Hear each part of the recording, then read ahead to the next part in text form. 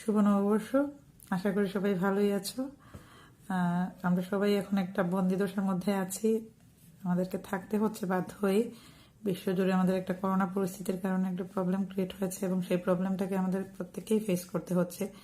আমাদের দেশেও একই সমস্যা এবং আমরা যাতে সংক্রমণের হাত থেকে বাঁচতে পারি সেজন্য আমরা সবাই ঘরে থাকার চেষ্টা করছি। এখন ঘরে থেকেই আমরা চাইছি যে তোমাদেরকে কিছুটা সুবিধা দিতে, যেহেতু তোমরা ক্ষতিগ্রস্ত হয়ে যাচ্ছ, তোমাদের ক্লাসটা ঠিক মতো হচ্ছে না এবং তোমরা অনেকদিন ধরে এই ক্লাস পাচ্ছ না, সেটাই হচ্ছে সবচেয়ে বড় সমস্যা। তাই তোমরা যাতে ক্ষতিগ্রস্ত না হও সেজন্য আমরা ডিজিটাল পদ্ধতিতে ক্লাস নিচ্ছি এবং সেই ক্লাসটা তোমাদের কাছে পৌঁছে দেওয়ার চেষ্টা করছি। এখন আমরা শুধু চেষ্টা করলেই তো হবে না, তোমাদেরকেও সেটা রিসিভ করতে হবে, তোমাদেরকেও জানতে হবে যে কী করে সেখানে পৌঁছাতে হয়। তোমরা সেটা দেখবে এবং সেটা থেকে কিছু নেওয়ার চেষ্টা করবে। তো আজকে আমি আলোচনা করব তোমাদের সাথে একাদশ দ্বাদশ শ্রেণীর ইংরেজি সেকেন্ড পেপারের 3 নম্বরে যে আইটেমটা আসে, special use of words and phrases. তো সেগুলো নিয়ে আলোচনা করছি।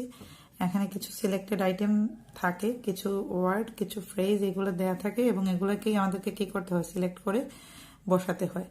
এখানে আমরা দেখি যে দেয়া থাকে, ইট থাকতে পারে, was born, as if, as soon as, would rather, had better, have to, এগুলো দেওয়া থাকে। আবার প্রশ্নবোধক বাক্যের ক্ষেত্রে দেওয়া থাকে what if, what's it like, would you mind, what does look like, no sooner had থাকতে পারে, অ্যাজ সুন এজ থাকতে পারে, অনেক কিছুই থাকে। তো সেই বিষয়গুলো নিয়ে আজকে আলোচনা করব। প্রথমেই আলোচনা করি 3টা জিনিস যেগুলো মানে বেশি কনফিউশন ক্রিয়েট করে। সেগুলো হচ্ছে উড রেদার, হ্যাড বেটার এবং হ্যাভ টু। এই 3টাই কিন্তু সাবজেক্টের ঠিক পরে বসে। অ্যাজ সুন এজ এবং অ্যাজ ইফ এগুলো কিন্তু বাক্যাংশকে যুক্ত করে, দুটো বাক্যাংশকে এনে জুড়ে দেয়।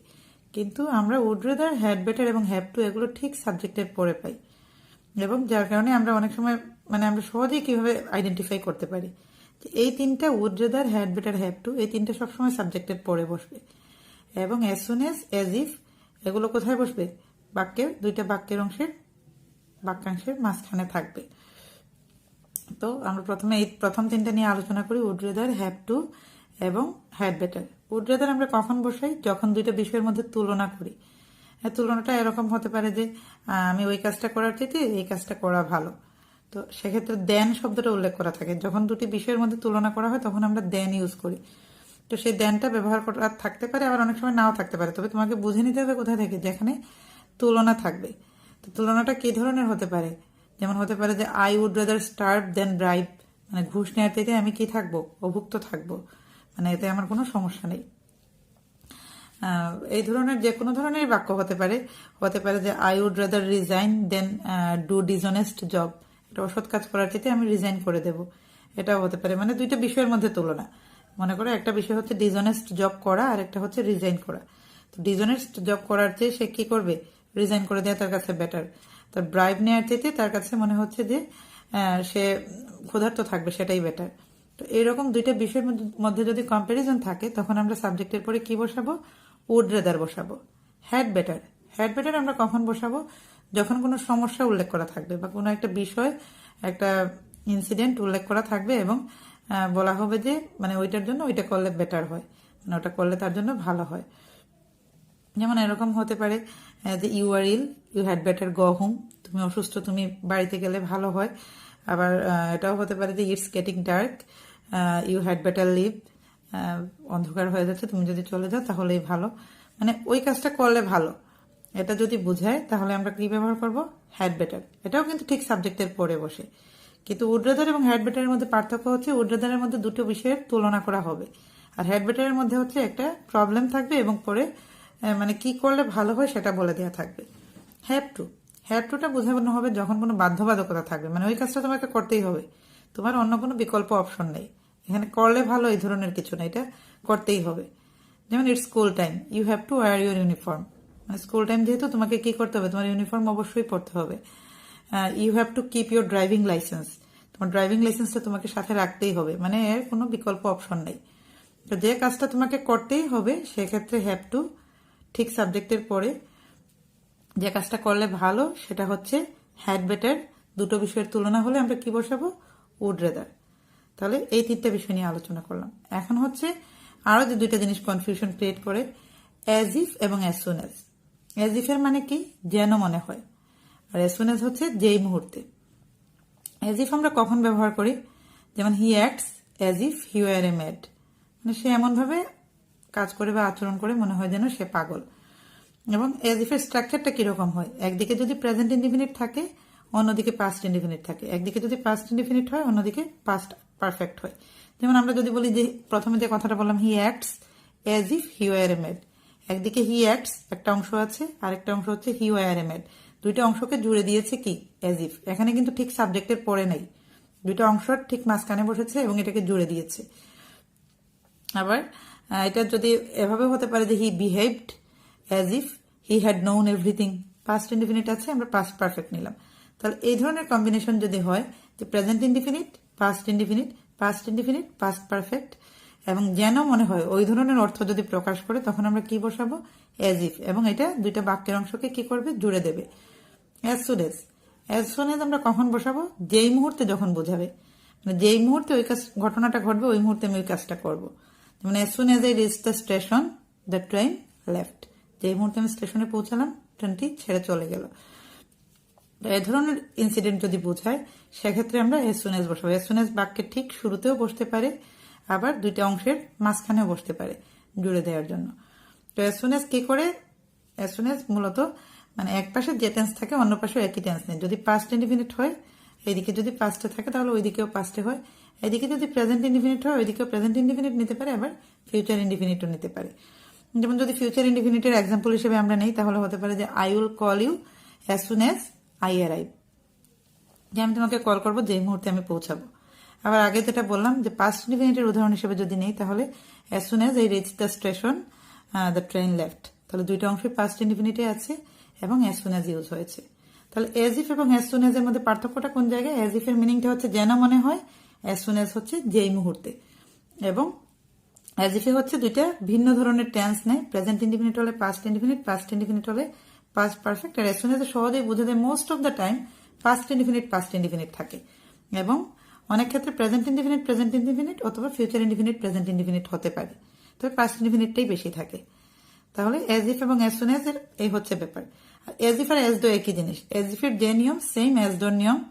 আমরা যেটা আগে বললাম যে হি behaved as if he had known everything, এটা হতে পারে হি behaved as though he had known everything, একই জিনিস, মানে কোনো পার্থক্য নেই এখানে, একই নিয়ম ফলো করবে এবং একইভাবেই তোমরা আনসার করতে পারবে। পরীক্ষায় যেটা থাকবে এজ ইফ থাকলে এজ ইফ দেবে, আবার যদি এজ দো হয় তাহলে এজ দো আনসার করবে। এখন হচ্ছে আমরা যদি প্রশ্নবোধক বাক্যগুলো দেখি, আমাদের পরীক্ষায় প্রশ্নবোধক বাক্যের জন্য 4টা আসে, সেগুলো হচ্ছে what does look like, what's it like, what if, would you mind. এখানের মধ্যে উড ইউ মাইন্ড এবং হোয়াটস ইট লাইক এই দুইটি একই ধরনের বাক্যের মধ্যে বসে, মানে কোনো বাক্য যদি ভার্বের সাথে আইএনজি দিয়ে শুরু হয় এবং শেষে যদি প্রশ্নবোধক থাকে, সেখানে হয় উড ইউ মাইন্ড হবে, নাহলে হোয়াটস ইট লাইক হবে। তো পরীক্ষায় দুইটা দেওয়া থাকে না, যে কোনো একটাই থাকে, তোমরা সহজেই বসাতে পারবে। এছাড়া অর্থ দিয়েও চিন্তা করতে পারো, যেমন would you mind having a cup of tea, মানে এক কাপ চা তুমি পান করতে চাও কিনা সে ধরনের ক্ষেত্রে যদি হয়, তাহলে তুমি উড ইউ মাইন্ড এখানে বসাতে পারো। হোয়াটস ইট লাইক ড্রাইভিং এ কার, একটা কার চালাতে কিরকম লাগতে পারে বা কিরকম লাগে। তো এক কথায় বাক্যের শুরুতে যদি আইএনজি থাকে এবং বাক্যের শেষে যদি প্রশ্নবোধক চিহ্ন থাকে, তাহলে দুইটা জিনিস বসতে পারে, একটা হচ্ছে হোয়াটস ইট লাইক, আর একটা হচ্ছে কি would you mind. Would you mind. What does look like, what does look লাইকটা তো খুব সহজে বোঝা যায়, দুইটা গ্যাপ থাকবে একটা বাক্যের মধ্যে, একদিকে একটা গ্যাপ থাকবে অন্যদিকে একটা গ্যাপ থাকবে। যেমন what does the car look like, what does the boy look like, তো এই ধরনের হতে পারে। দুইটা গ্যাপ যদি থাকে তাহলে একটা অংশে হোয়াট ডাজ, অন্য অংশে কি হবে লুক লাইক, এবং মাঝখানে একটা নাউন উল্লেখ করা থাকতে পারে। এরপরে আরেকটা কি বললাম, হোয়াট ইফ। হোয়াট ইফটা আমরা কখন বসাবো, হোয়াট ইফ হচ্ছে যে বাক্যটা সাবজেক্ট দিয়ে শুরু হয়েছে এবং বাক্যের শেষে প্রশ্নবোধক আছে, সেক্ষেত্রে আমরা হোয়াট ইফ ব্যবহার করব। What if I do the job, এটা হতে পারে যে আই আছে, সাবজেক্ট প্রথমে তারপরে ভার্ব, তো সে ধরনের বাক্যের ক্ষেত্রে আমরা কি করতে পারি, হোয়াট ইফ ইউজ করতে পারি। তাহলে এই 4টা বাক্যের মধ্যে পার্থক্যটা কি, would you mind, what's it like, এই দুইটা কি করবে, বাক্যের শুরুতে যদি ভার্বের সাথে আইএনজি যুক্ত থাকে এবং প্রশ্নবোধক চিহ্ন থাকে, এবং সেই ধরনের বাক্যে উড ইউ মাইন্ড এবং হোয়াটস ইট লাইক নেবে। হোয়াট ডাজ লুক লাইক নেবে যখন বাক্যের মধ্যে দুটো গ্যাপ থাকবে এবং শেষে প্রশ্নবোধক চিহ্ন থাকবে। হোয়াট ইফ কখন বসবে, যদি বাক্যটা সাবজেক্ট দিয়ে আই উই বা যে কোনো ধরনের সাবজেক্ট দিয়ে যদি শুরু হয় এবং শেষে যদি প্রশ্নবোধক থাকে, তখন আমরা হোয়াট ইফ বসাবো। তাহলে এগুলো হচ্ছে প্রশ্নবোধক বাক্যের ক্ষেত্রে।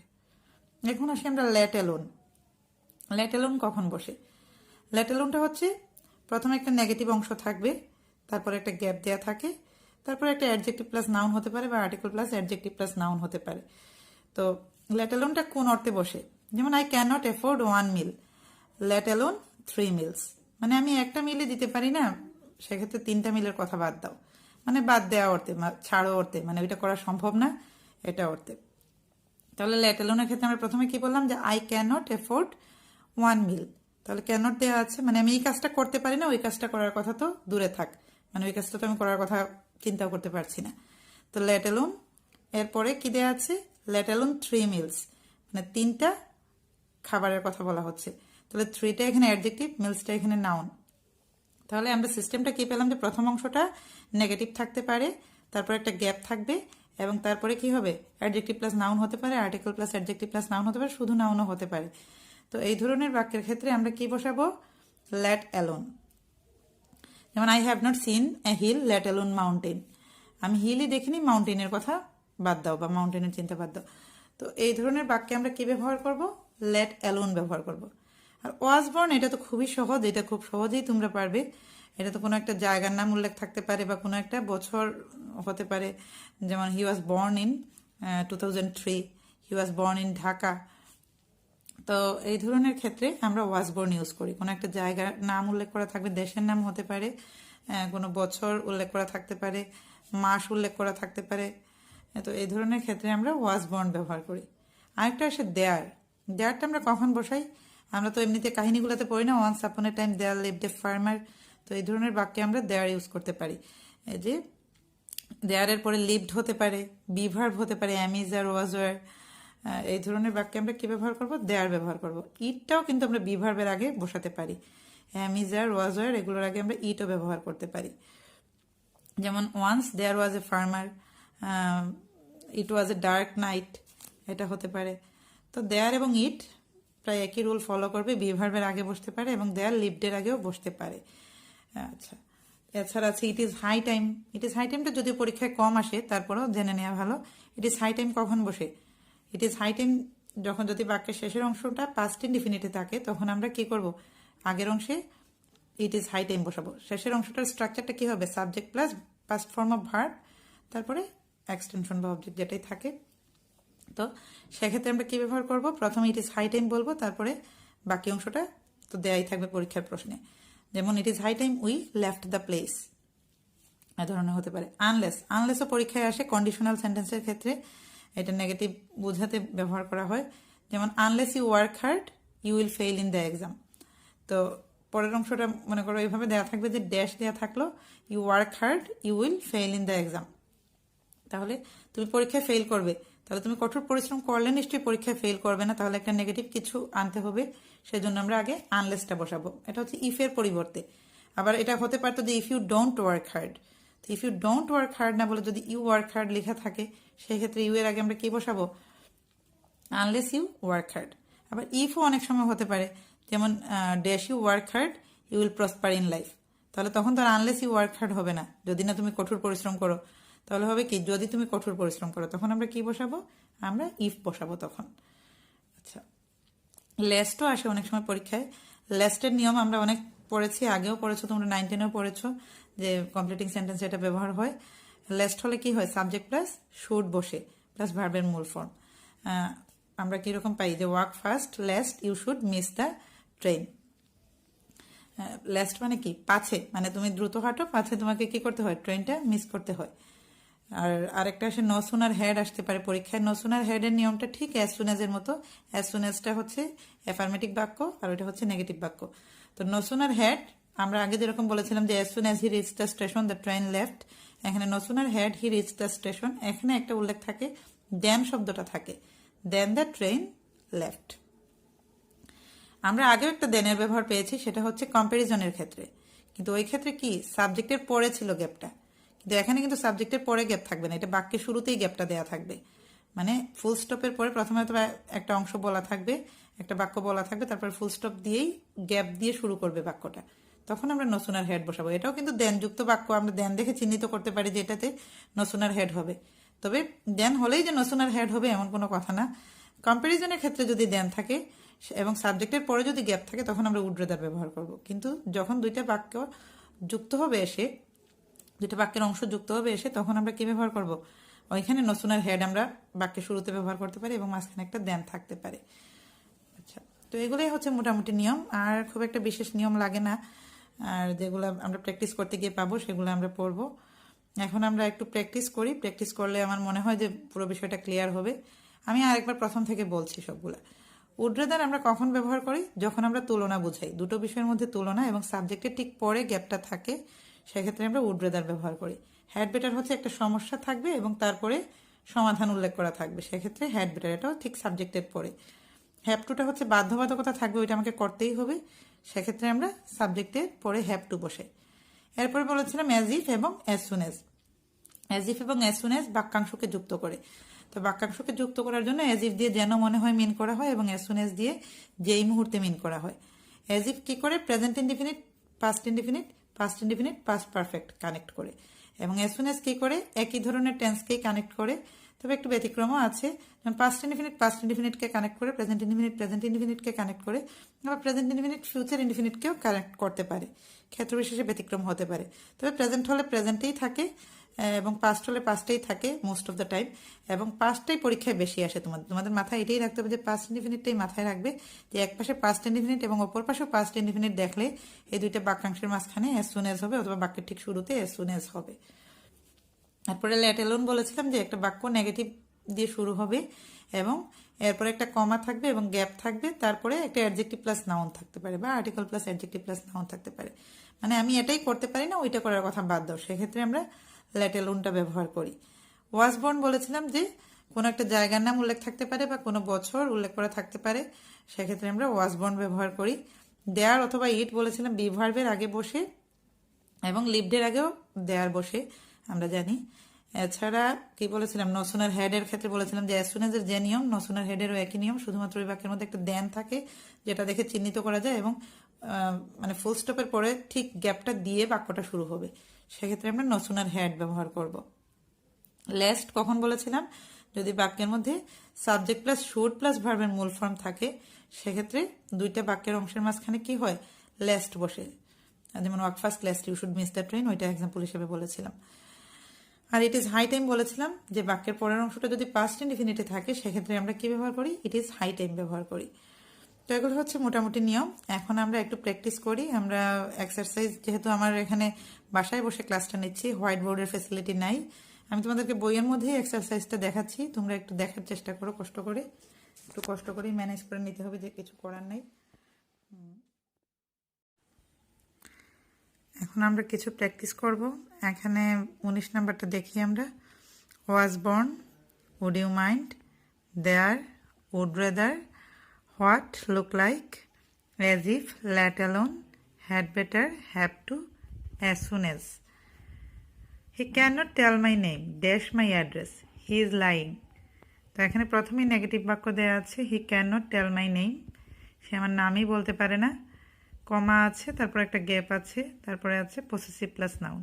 তাহলে আমি আগেই বলেছিলাম যে বাক্যটা যদি নেগেটিভ দিয়ে শুরু হয় এবং তারপরে যদি কমা থাকে এবং গ্যাপের পরে যদি নাউন থাকে, অথবা পসেসিভ প্লাস নাউন হতে পারে, আর্টিকেল প্লাস নাউন হতে পারে, অ্যাডজেক্টিভ প্লাস নাউন হতে পারে, মানে 2-3টে ওয়ার্ড থাকতে পারে, সেই ক্ষেত্রে আমরা লেট অ্যালোন বসাবো। মানে সে আমার নামই বলতে পারে না, আমার ঠিকানার কথা বাদ দাও, he is lying. The Bangladeshi cricketers have done well in the world cup, they dash struggle more to win the world cup. তো এখানে তো বোঝাই যাচ্ছে যে তাদেরকে স্ট্রাগল বেশি করতে হবে, বাধ্যবাধকতা আছে। এখানে আমরা কী ব্যবহার করব? Have to. They have to struggle more to win the world cup. এখানে ঠিক সাবজেক্টের পরে গ্যাপ আছে এবং আমরা জানি যে would rather, have to, had better এগুলো ঠিক সাবজেক্টের পরে বসে।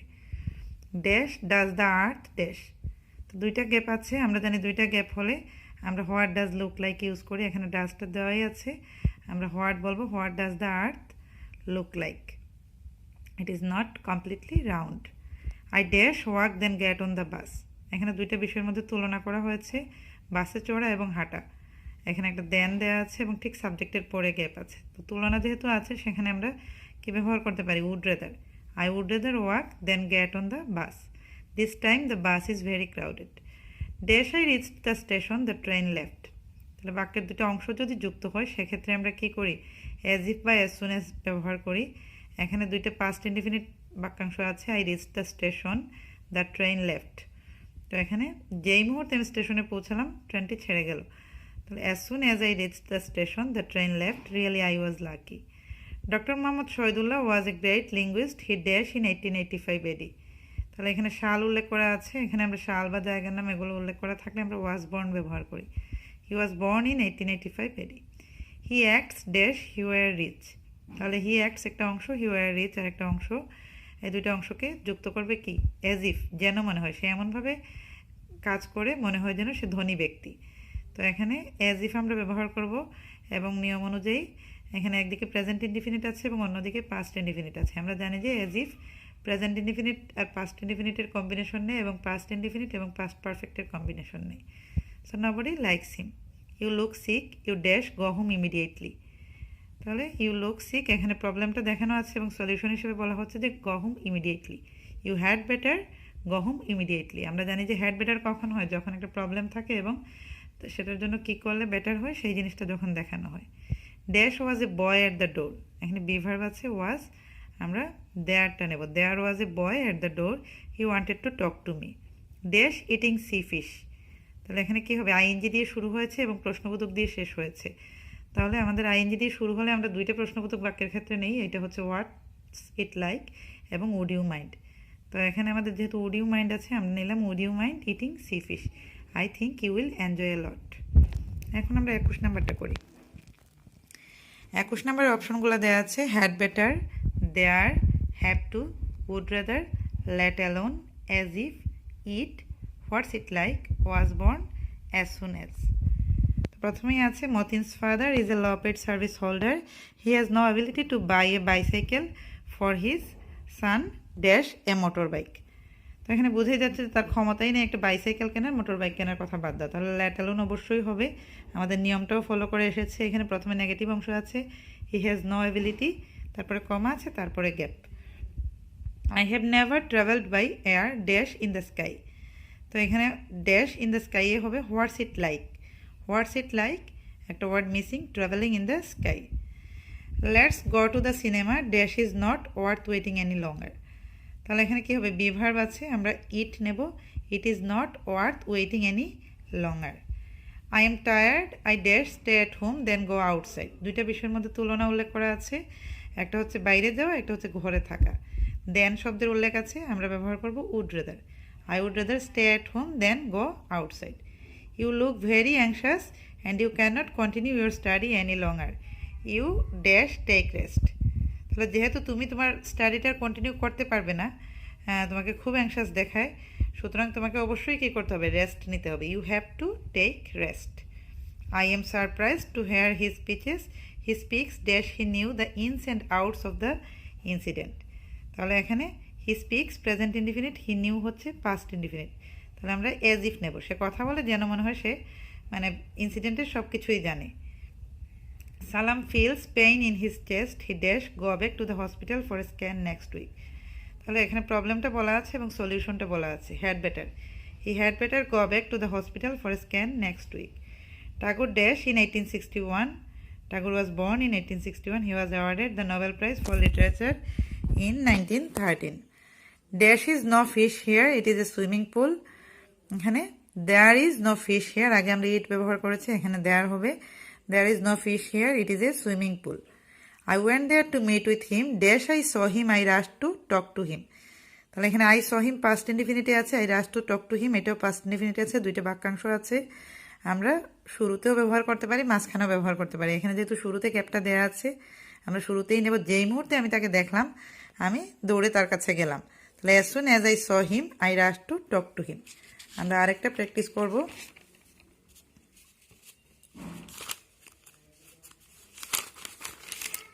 37 নাম্বারটা। 37-এ আমাদের অপশনগুলো আছে, there, what if, would rather, what does look like, have to, as though, no sooner had, what is it like, had better, was born.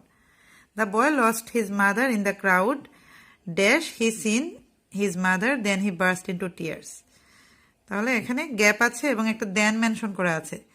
দেন থাকলেই যে আমরা তুলনা বুঝবো এরকম কিছু না, বা উড রেদারের ইউজটা হবে এটা আমরা ধরে নেব না, কারণ সাবজেক্টের ঠিক পরে গ্যাপ থাকলে আমরা উড রেদার ব্যবহার করব। কিন্তু এমনিতে যদি দেন থাকে তাহলে আমরা দেখবো যে অন্য কোন নিয়মে পড়ছে, আমাদের নসুনের হেডের নিয়মে পড়ছে কিনা।